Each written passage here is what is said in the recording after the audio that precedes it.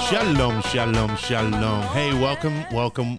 My name is Michael Sahno, and this is the 12 Cities in Israel podcast.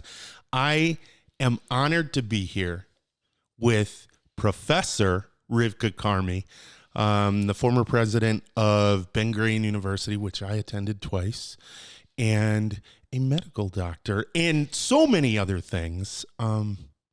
Professor Carmi, welcome. Thank you very much, Michael. It's my honor and pleasure. Thank you. Now, all right, we have to address something very quickly. Okay. To all the people in America. So when I was emailing you, I was calling you Dr. Carmi, and then I was told by someone else, ooh, don't do that. She's a professor. Now, in the United States, doctor is above professor, but I guess from what I understand, professor is a more esteemed title than doctor. Well, this is, the European style. In America, a professor can be a teacher, right? Yes. The European style is that you are a doctor, either a PhD or a medical doctor. And then when you are in the academia doing research, then you go, up the ladder from lecturer to senior lecturer to associate professor, and to full professor. Well, that's interesting because it's a lot more relaxed in the United States. So I guess that's why people want to be, there aren't those steps. Not anyone, of course, but I could probably become a professor. But not in Israel, and that's so fascinating. Yeah, in Israel, it is totally dependent on your research and your achievements in research, and it's a big deal. Now, you have quite a few achievements in research. I have been scouring articles. You have an amazing Wikipedia page, by the way. Well, thank you very much. 12 genes you have discovered. 12 genes. Right. Nowadays, it is not a big deal. Nowadays, with all the technology in the genetic research, you can do, a gene a day. Wow. I mean, I may be exaggerating a little bit, but it takes very, very few efforts. Now with the sequencing, doing, high throughput sequence, you can really find genes in a very, very short period. At that time, it was the beginning of the Human Genome Project. Oh, wow. And the technology was still in its, it was very, very basic. Actually, we were building those technologies, to get to this point where it is so both inexpensive and very easy. So it was a big deal, isolating or finding 12 genes. Can you give me some example? Like when you say I found genes, okay, we have the human genome and it has X number of millions of cells inside it, or I don't even know. I'm sorry. I'm coming from a place of ignorance. Mm-hmm. But what does discovering a gene actually mean? Does that mean that you knew it was there, but you didn't know what it did? Or does that mean something else? Yeah, it means both. But, so at the time, before the Human Genome Project, we estimated that we have about 50 to 60, even 70 million functioning genes in the DNA, in the nucleus of the cell.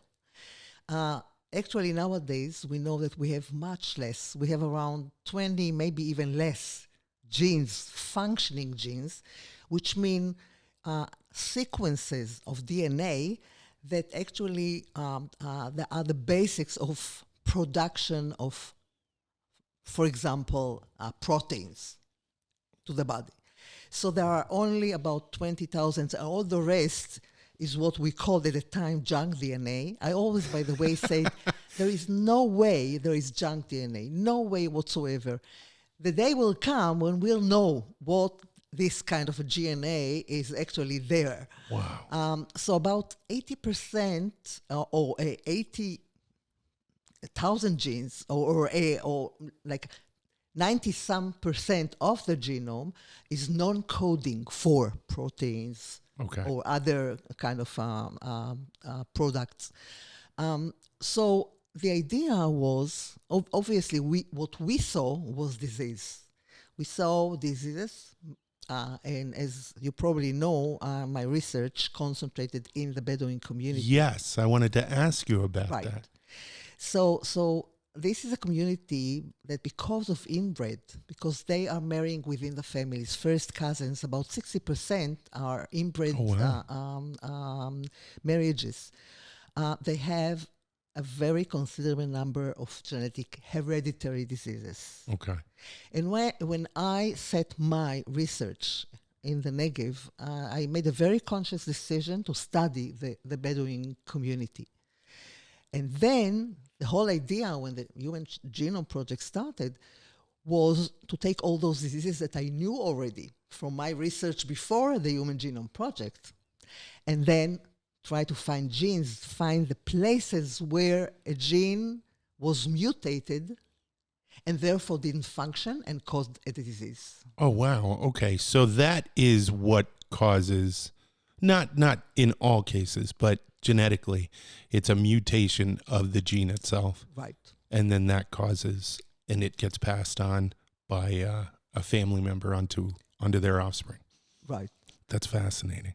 Now, all right, let's go back a little bit because we know what your research is now. Where is your family from? Well, my parents came from Europe before the war in the early 30s. My mother came from Russia and my father came from Germany. Oh, wow. My mother came as an agricultural student. She came to study agriculture in Halal. Oh, wow. So, yeah, that is where she studied her culture, her agriculture education. And then she moved as an instructor herself to Ben Shemen. And then she served as a tutor, as a teacher in Ben Shemen, and did a couple of works. And then she went on to the Hebrew University to study social work. Which would make her one of the first graduates. First. Wow. Actually, she graduated the first academic program of social work. Wow. Right. That is absolutely amazing. And she was placed in Binyamina as a social worker. There, she met my father, who was managing the new immigrants camp in Binyamina. Wow. There was a new immigrants camp in Binyamina, and he was, he was the manager, or I don't know how you would call it at the time. A thankless job because, I mean, it's funny. So this is going to sound like it's not related, but I was doing a podcast and it was about food and it was about why turkey shawarma is, and trust me, I can make it relate. It was why turkey was used in shawarma in Israel, and it turned out because it was inexpensive, it was easy to access, and there were shortages of supplies, food, all kinds of stuff. So the stuff that your father did, I mean, that's backbreaking. Yeah, it is, especially since he came from Germany, as I told you, and he was a very, very educated person. He came, he stopped his university studies in order to come to Israel. Wow. And his family didn't like the idea at all. For a while, they just didn't want to have anything with him.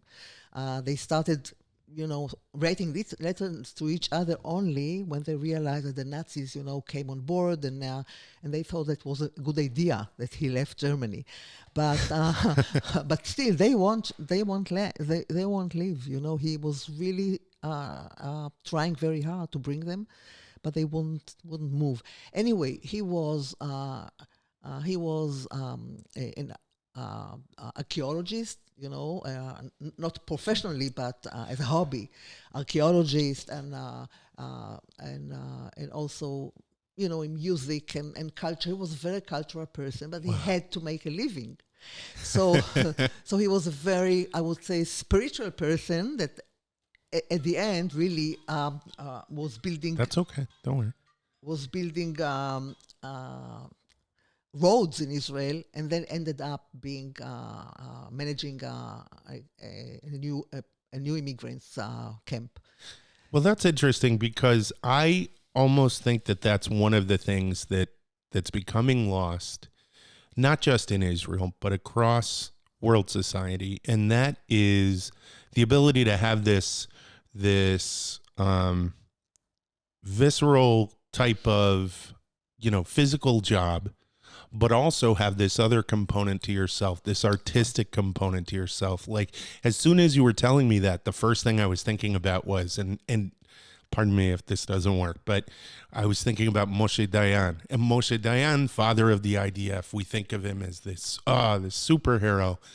But Hebrew University, the head of archaeology there, it's when you said archaeologist, said, if I had 12 archaeologists with 2 eyes as good as Moshe Dayan's one, because he could and it was the ability to have this split, not a negative split, but almost a place to reserve yourself and to grow and feel better.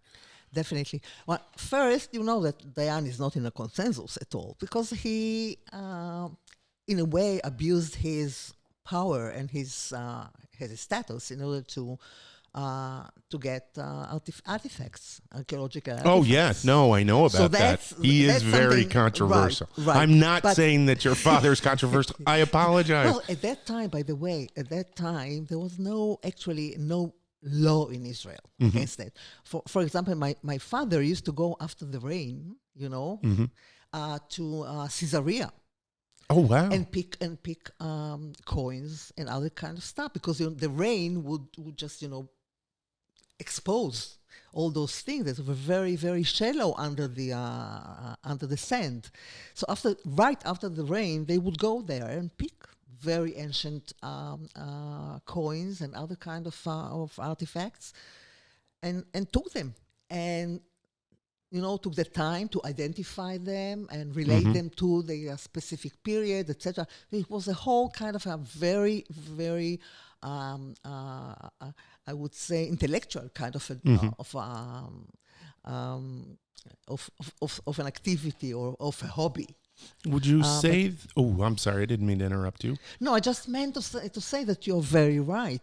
Many people at the time, especially the Germans, what we at the time called Yekes. Okay. I mean, they were very highly educated, came from very kind of cultural homes, and there were, lots of doctors, lots of scholars, lawyers, etc. So they were very well educated, and obviously they had all these very wide kind of interests and hobbies.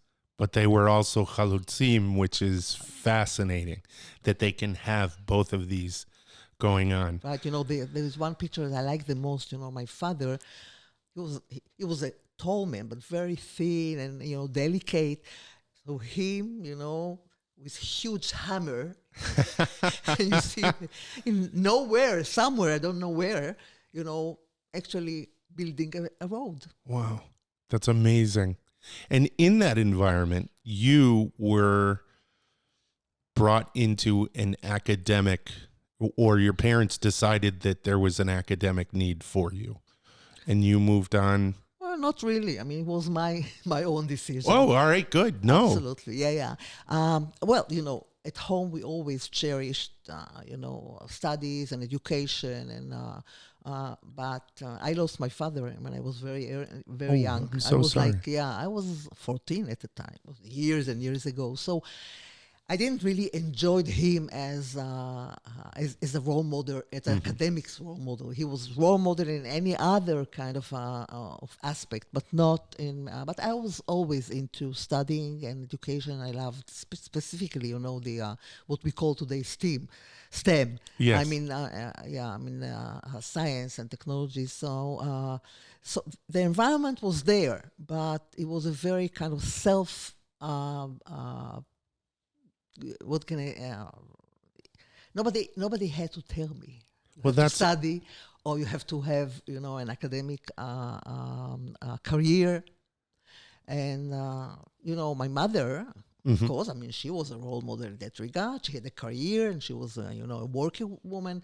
And I started, I didn't really, I didn't mean to get into medicine at all. Well, that's what I wanted to ask you about. Please, yeah. So I wanted to be a scientist. Really, I wanted to be a scientist, and I knew from very early on, when I was 14, that I'm going to be a geneticist, because I was really, I was. What child wakes up, Dad, I want to be, Mom, I'm going to be. That's amazing. Please go on. So it was one kind of one point in time when we studied about the nucleus of the cell and about the chromosomes and inheritance, and I was captured by that.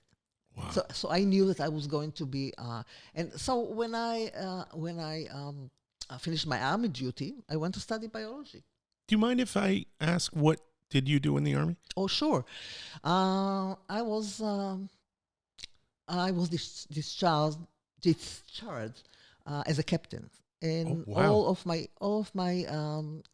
service in the army was around instructing soldiers, girl soldiers, so to be corporals, and then in the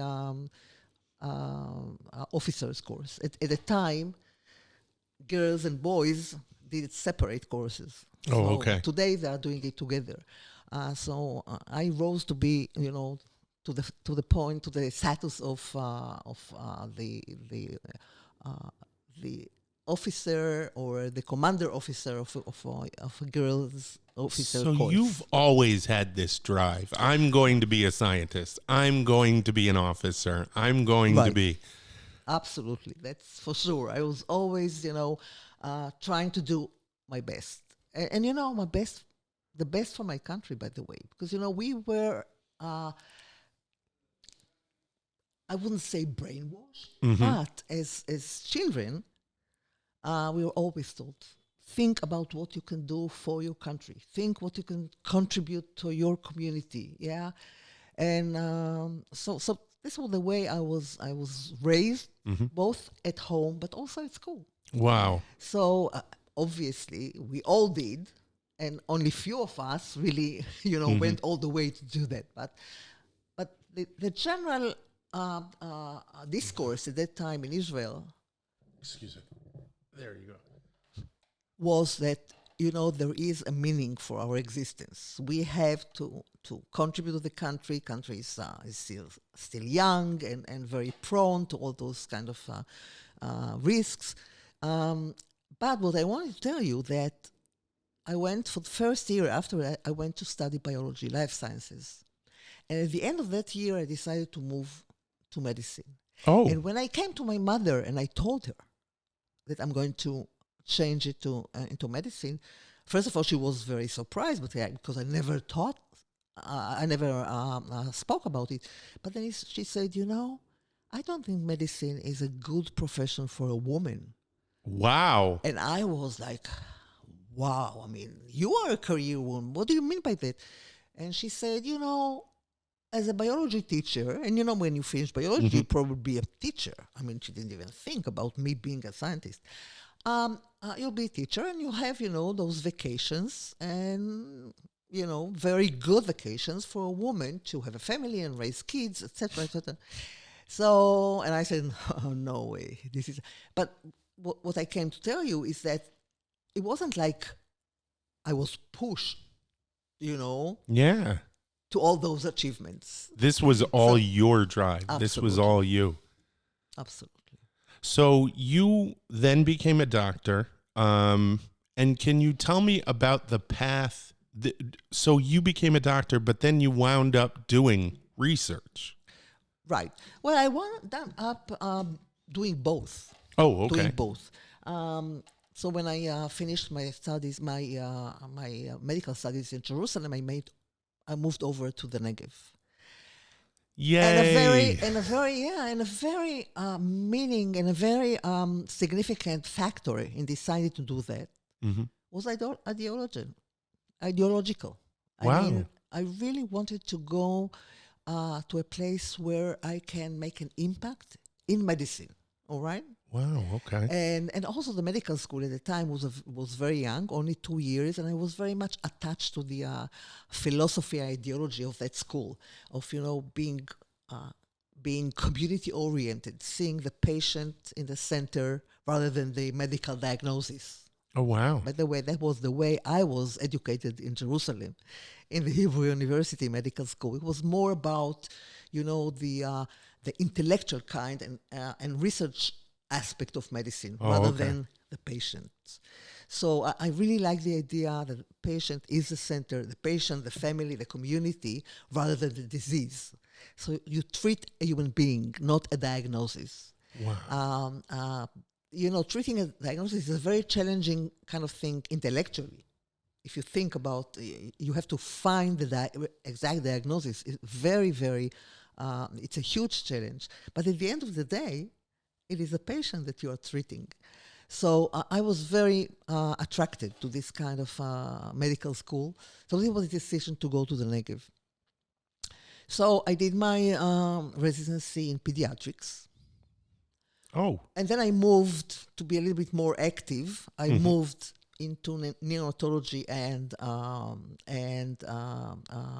actually neonatology. So I was a board certified pediatrician and then a board certified neonatologist.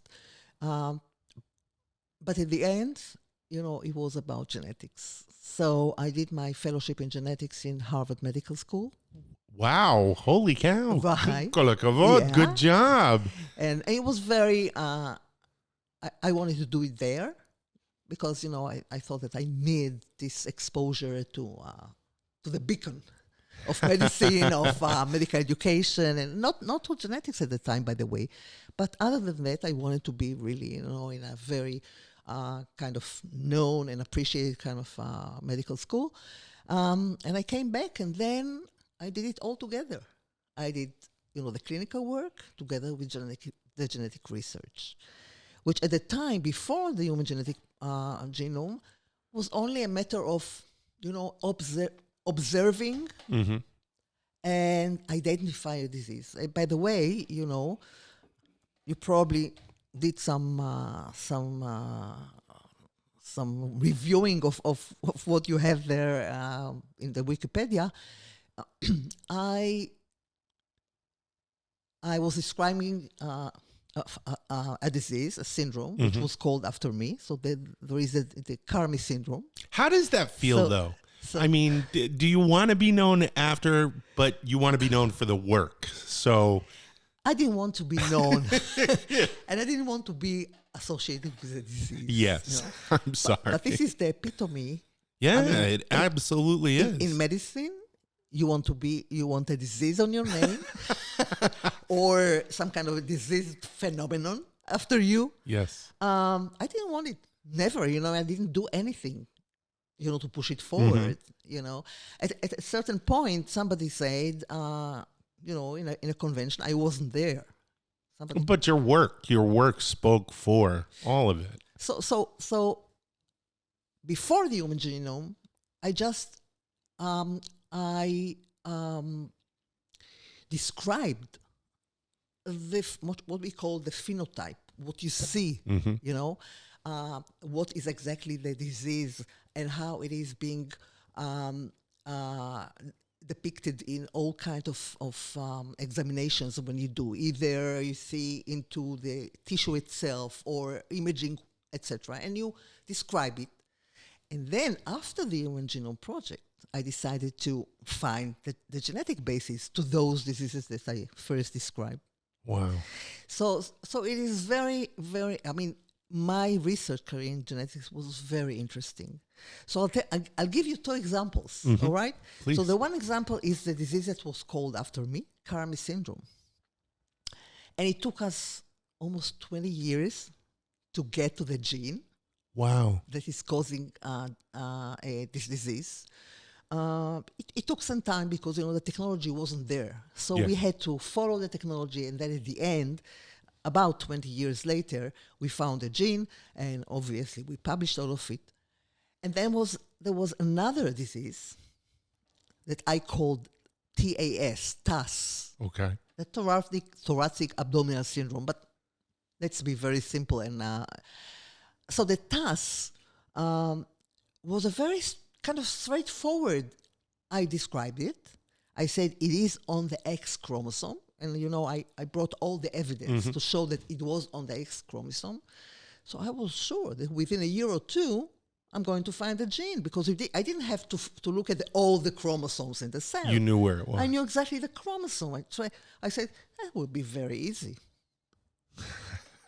So 30 years elapsed from there, and we still don't know. Wow. We know where is the gene. We know the place, but we couldn't put a finger on the gene itself.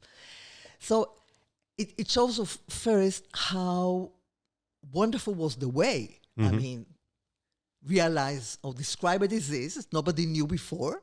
Wow. Do all the work to find the gene, but it also shows you how complicated it is. It can seem very simple. At the end, it is very complex because the genome is very complex. And we know nowadays that there is nothing simple like one gene, one disease.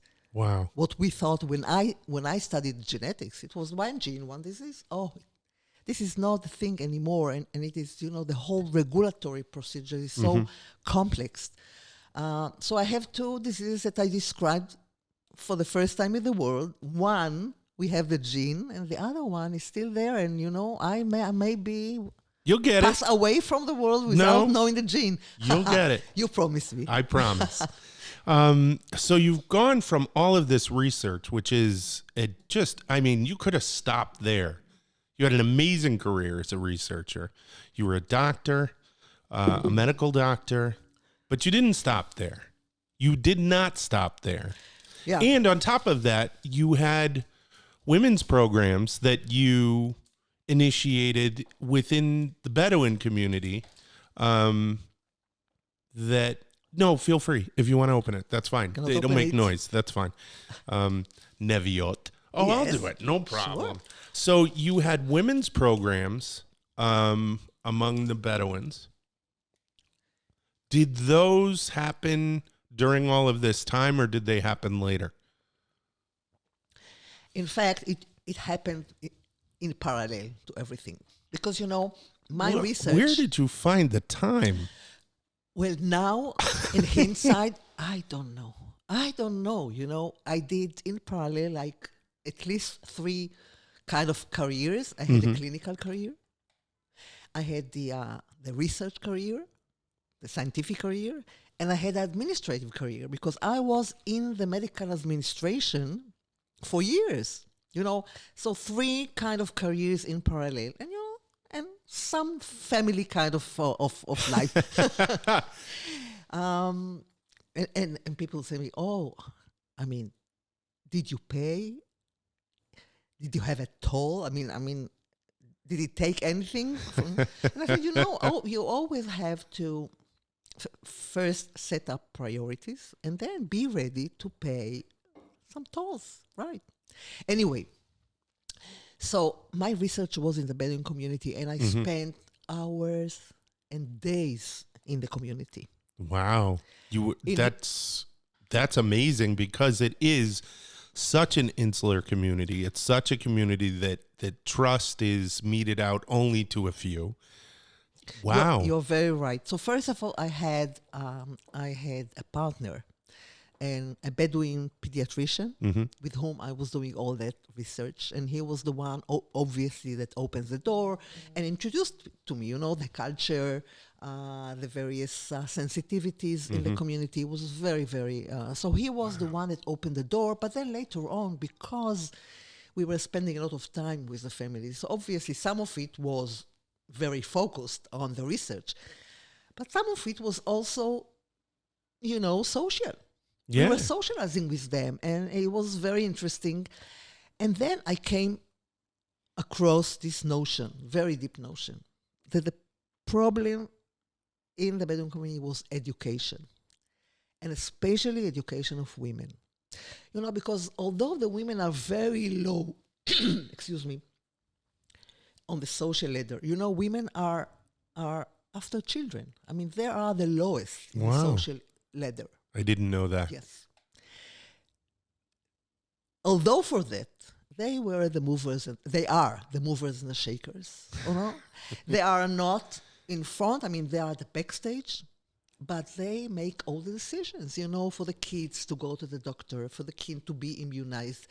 You know, all the really very important decisions is made by women. And I thought, you know, education is crucial to women and crucial to society in general. So very early on, we actually founded the first non-profit organization to promote education among Bedouin women. I did it together with an Arab teacher, Fatma Qasim. She's a doctor now, PhD, not a medical doctor.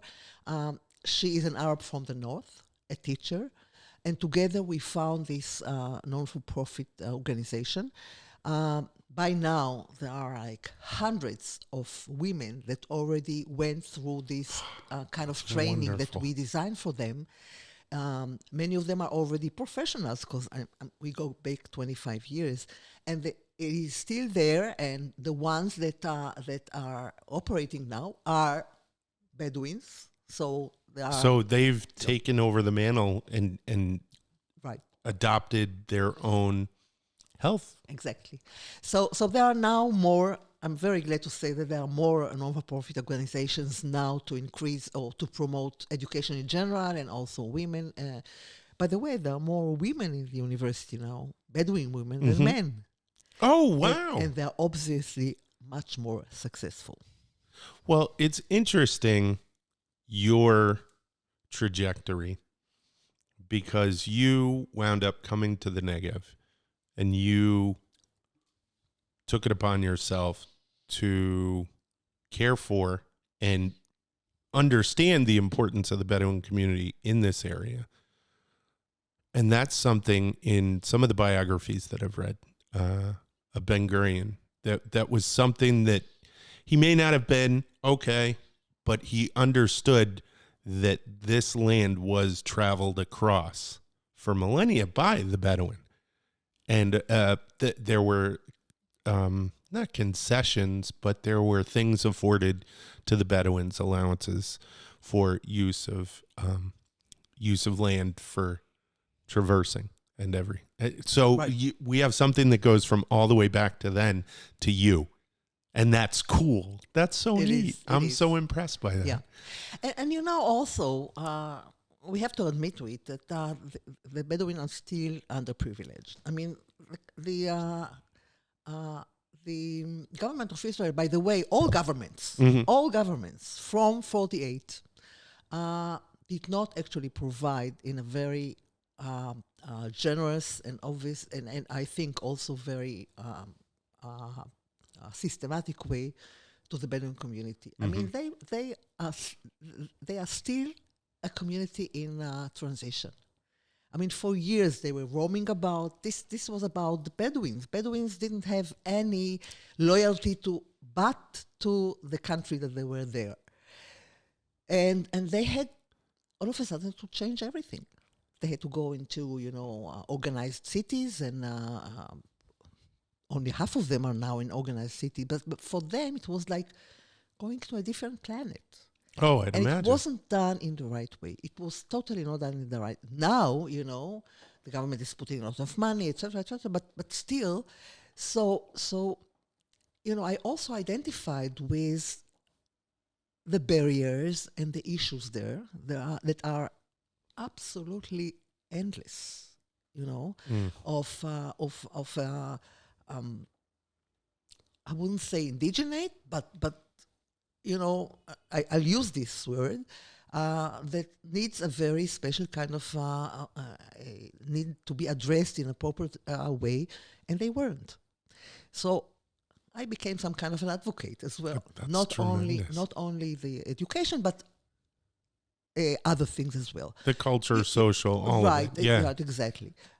So it is not about not that I feel all the lands or they own the lands, and I think that we have to be very realistic, and we live in the 21st century, and we have to make all concessions possibly for them to have, the westernized kind of life somehow adopted and adjusted to their own. But on the other hand, they need to adjust as well. So, going this fine line, between the needs of the country and the needs of this community is a challenge. Well, the Bedouin tribes, they've been around for over 1,000 years. I mean, and some say even farther back than that.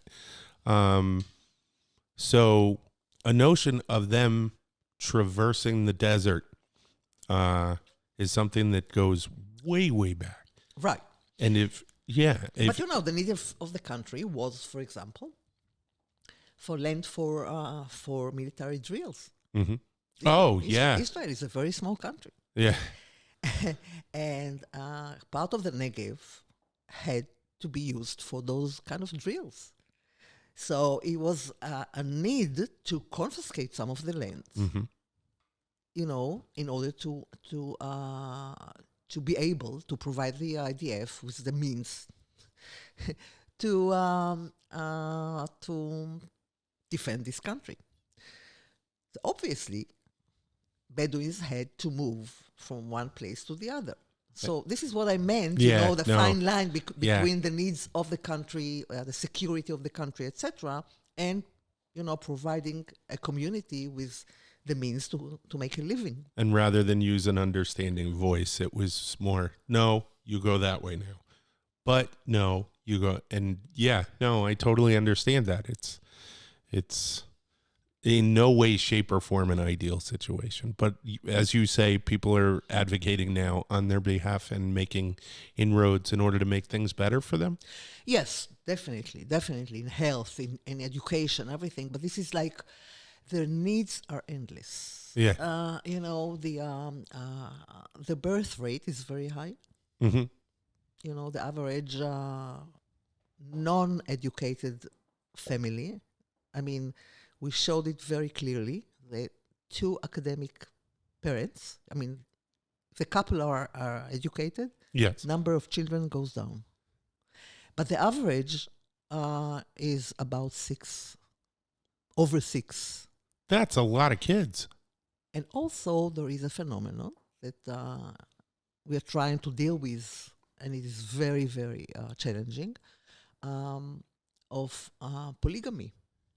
Of marrying marrying more than one wife. It means that such an average family can have up to 20 kids. Wow. Which is a very high economical burden to the family, and so there are some cultural or traditional kind of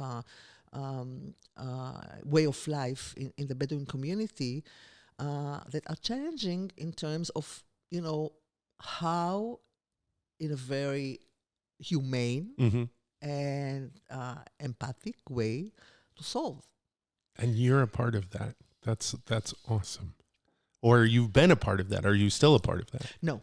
I moved after 43 years, I moved from the Negev to the center of Israel. Okay. But before you moved, you were my president of my university. You were the president of Ben Gurion University. Right. You were the first woman president of a major university in Israel. Indeed. How did that happen? One, why didn't it happen sooner? And congratulations. And how did you wind up becoming elected, so to speak? So we have to go back a little bit. Okay. Because I first were the first medical dean in Israel. And it took almost 17 years for the next woman medical dean, now in Jerusalem, in Hebrew University, to become one. So Israel, on one hand, has been always depicted as very open, with equality and equal opportunities to women. And they always give the example of Golda Meir, who was the first prime president in the world. Mm-hmm. But since Golda, things changed. Yeah. I mean, even Golda was a very specific kind of case in a specific situation. If not for that, I'm not sure she would be a prime minister. Anyway, I knew very early on that I wanted this job of a dean of a medical school. Yeah, I liked medical education a lot, and I thought I could do some, make a positive impact on medical education, the way I was envisioning medical education. So I was the dean of the medical school for 5 years. And then I went for a sabbatical to think about what people were pushing me to go for the presidency of the university. Wow. And I tell you, as much as I wanted to become the dean, and it wasn't easy because I had to campaign, it is an kind of elected position in Israel. Wow. So I had to be elected by the faculty. So I had to do a lot of campaigning, and being a first woman, it wasn't very easy, No, I can imagine. So, but I wanted it. I really wanted it, and I set up my mind to get it, and that's it.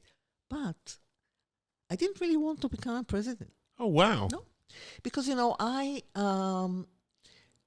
perceived the deanship as a period, a very defined period in my life. I wanted to be there and then go back to the clinical work, go back to the research, and I had 2 big research projects with a partner in the U.S. with a lot of money. So I just couldn't wait to finish, this job and go back. So I didn't want to go. I didn't go, but then, so it happened that my predecessor decided to go into politics. So he called me. I was in New York. And he said, okay, Rivka, you have to take it on. And I had some very, very restless nights, whether to do it. I didn't want it, but on the other way, I had, I felt some kind of a responsibility that I just couldn't ignore. And I always tell the story of the 3 questions that I asked myself. I said, do you care who will be the next president of the university? Because, many faculties don't really care. I mean, they have their own research, whatever, and, they said, whoever is there, it's none of our business. I said, do you care who? And I said, absolutely, because I always perceived Ben Gurion University as not just, a higher education kind of an institute, teaching and researching. I always perceived the university as a very, very important and significant engine of growth of the Negev. Yes, very much so. I always said, take the university, put it 50 kilometers northbound. It would be another university, in the good case scenario. It would just be a small college, but it would be, nothing special and the Negev wouldn't be what it is. Beersheba would be another development town, maybe a big development town, but not a city the way it is, and etc., etc. So do you care who will be the person? Yes. Do you want that this person would have this kind of a vision about the university? And I think you cannot bring from outward somebody foreigner, that will just feel it very viscerally. Viscerally, you know what I mean? Absolutely. You got it perfect. About the university. Although my predecessor, by the way, he came from the World Bank. Oh, wow. But like that, he wasn't even a faculty. But he endorsed the vision. Wow. So, but he was really one in a kind. I mean, yeah. Anyway, I said, and then the third question was, look around. do you see anybody in the university? You know a lot of people. Yeah. I was a dean, and I was interacting with a lot of faculty. Do you see somebody that really, is up for the job? And I said, no. Wow. And then I decided, that I have to step up to the plate and do it. If I really want, the university to really continue its role in developing the Negev. And for me, developing the Negev was developing the Israel. Because, the Negev is 2/3 of the landmass, less than 10% of the population. And the idea was to really, make the graduates stay in Beersheba and contribute to the development of Beersheba and, the whole Negev. So this is how I made the decision. And at that point, I said, that's it. I put my previous life behind my back, my clinical work, my medical work, my research, everything, and just going on with a new career. But what you did, as a student at Ben Gurion University, twice, I went to Ulpan one summer, and then I went back the next summer, and then made lifelong friends with a gentleman, Moti Biton, who was one of your employees, the head of Milnot Gimel, the dorms, has become a part of my family. So I've been there. I've been in Beersheba every year. Wow. And I have physically, with my own two eyes, seen it grow in that short span of time. To put that into context with, I have another friend, Malka Reisner, who works for the city of Beersheba. Yes. You know her. Uh-huh.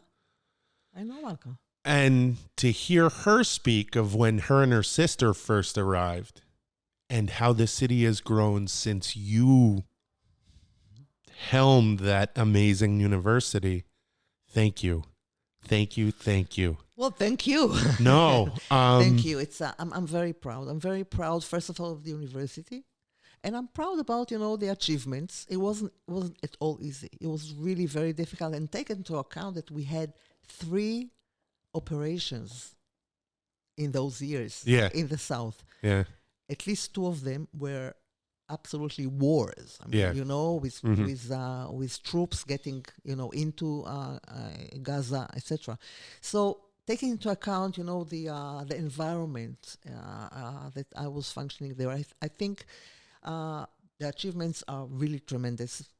But we have to understand it's not a one-man job. It is not a one-man job.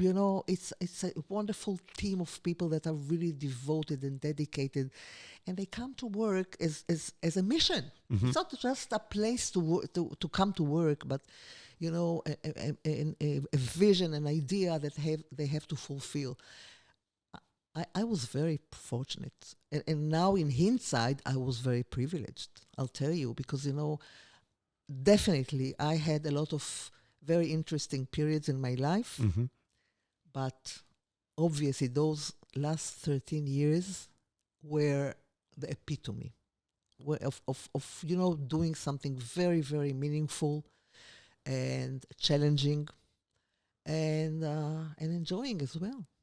That's well, I have been privileged and honored. Thank you so much, Professor Carmi. If there is anything else you would like to tell our viewers and listeners, any projects or anything that's coming up, please. Well, we had a lot of projects in the university throughout the years, but I have to talk about one that's, to me, is actually changing reality. And this is the high-tech park that we built together with the city of Beersheba and the government, obviously, that gave all kind of incentives to the multinational companies that came into the park. Years and years, we were thinking about high-tech park in Beersheba. Because, everybody's talking about what high-tech parks are doing to cities and nobody wanted to come to Be'er Sheva. Nobody. I mean, people in Israel, they stayed in Herzliya, Tel Aviv.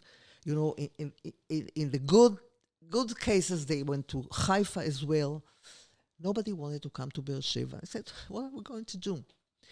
This is a long story. I'm not going to tell it. I'm not going to tell it right now. I will give you all the time you need, please. But what I want to say that we managed together, working as a team, to build a park which became actually a worldwide known center for cyber technologies.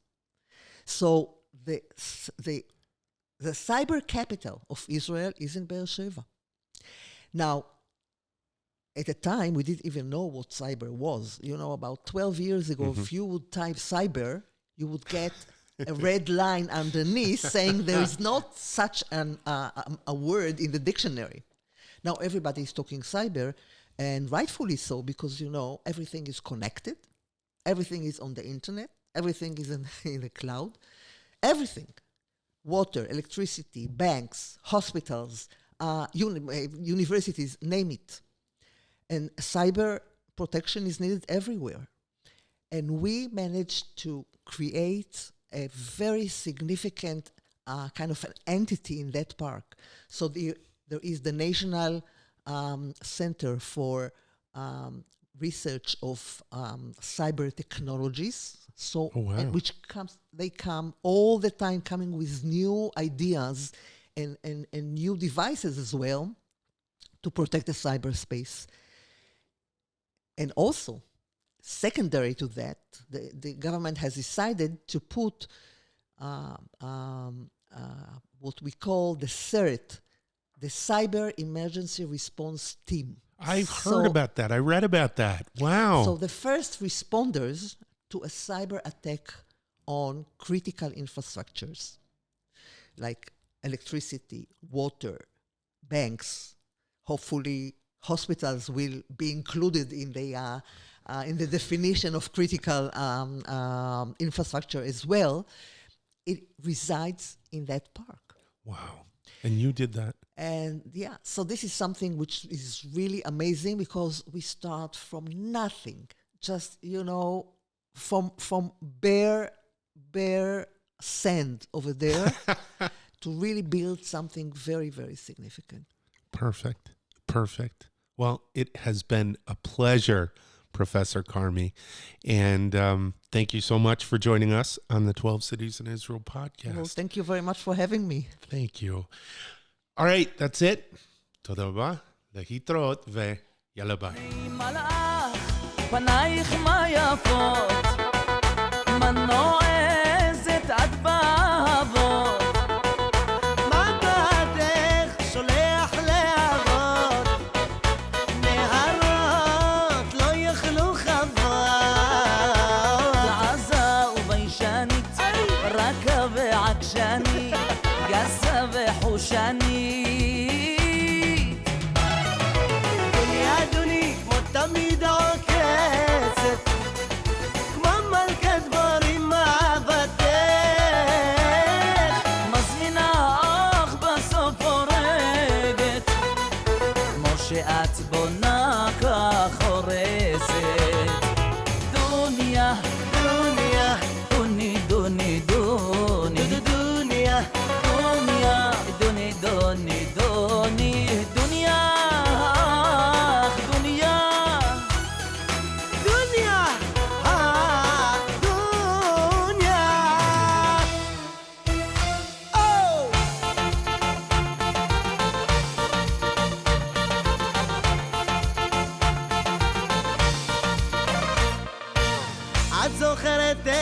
נשקת עיניי את זוכרת איך בכית אליי ועיניי